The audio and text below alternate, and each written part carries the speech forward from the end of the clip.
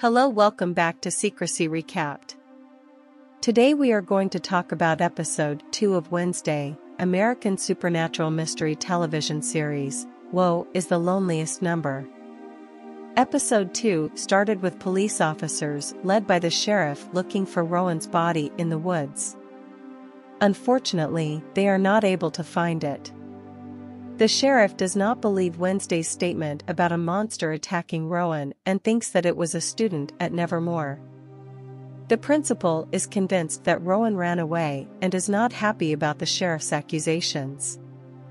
After taking Wednesday's statement, the principal wishes the sheriff would leave, but Wednesday asks to speak to him privately.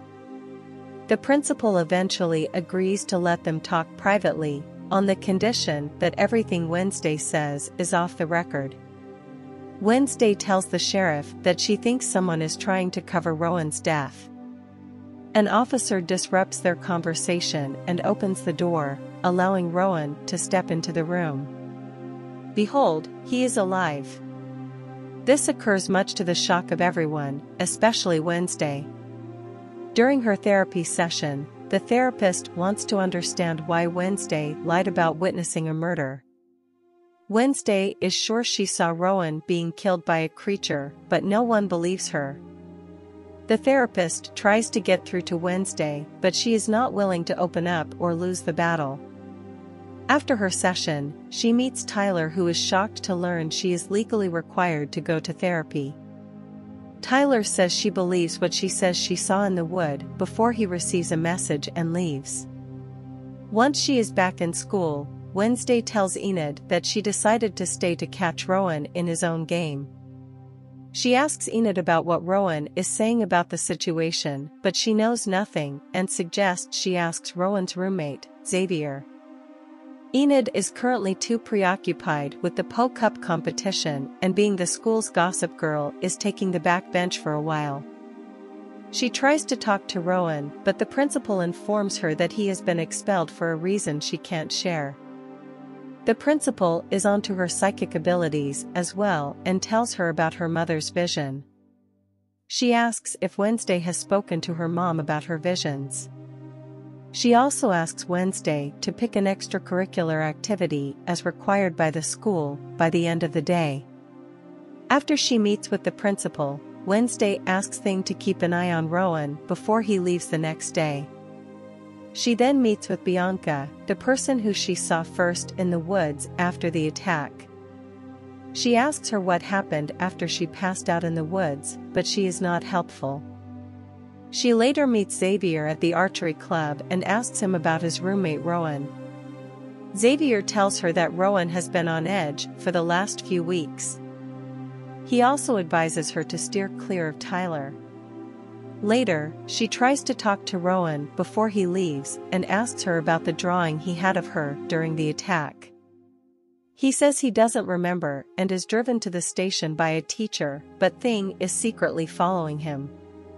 At the station, Rowan heads to the restroom, and his appearance changes from a student to an old man.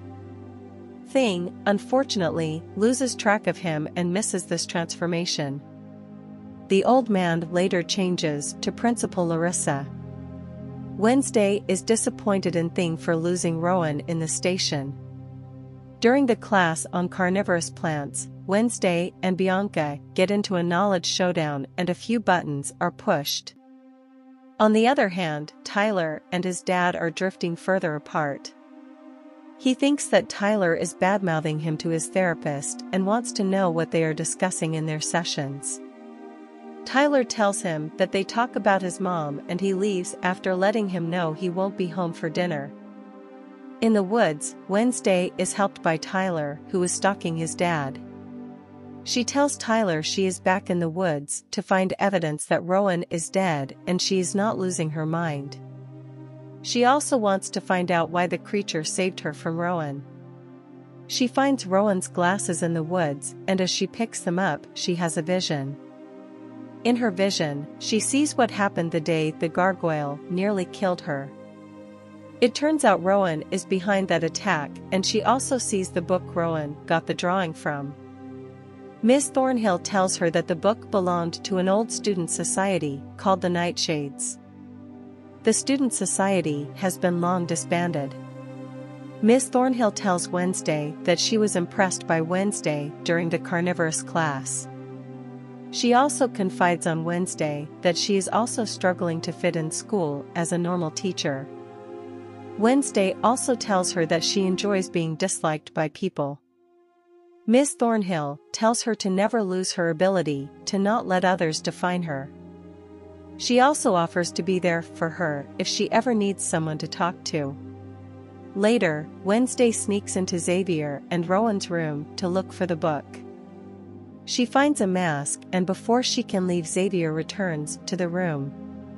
She hides under the bed and he gets a visit from Bianca.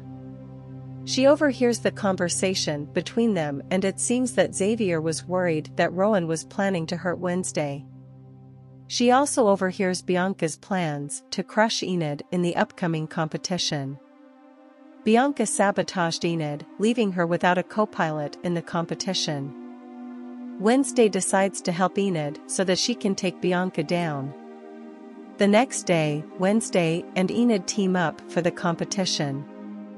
As there are no rules, it is all fair game, and Bianca is using this to her advantage. During the contest though, Wednesday has another vision. This time she sees a version of herself and it tells her she is the key. Wednesday continues on, and they use Bianca's underhand methods against her to win. After, Wednesday figures out a clue into the mystery she is seeking to understand. She finds the book Rowan got the picture from in a secret library within the school. Sadly, she is captured before she leaves the room. Well, that's the end of episode 2. I hope you like the video. To watch the next episode, please subscribe the channel and hit the notification bell.